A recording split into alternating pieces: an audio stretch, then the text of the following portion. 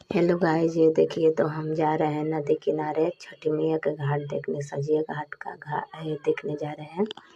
आपको दिखा रहे हैं। देखिए एक आदमी आ रहे हैं मेरे पीछे पीछे दौरी लेके आ रहे हैं माथा में धो के। और वहाँ में नदी किनारे में ब्रह्मपुत्र में वहाँ में बैठेगा लोग घाट लगा के दिखाएंगे। सब देखते रहिए आप यहाँ। तो आपको छठी मैया का पूजा कैसे लगा आप ज़रूर कमेंट बॉक्स में बताइएगा। आप लाइक कीजिएगा छठी मैया के लिए। बेटी मेरा आगे आगे जा रही है, मैं भी जा रही हूँ, अन्य लोग भी आ रहे हैं। यहाँ में देखिए घाट बन रहा है, बना रहा है लोग घाट। हम बोल रहे हैं यहाँ में घाट होगा, पूजा होगा छठी मैया के।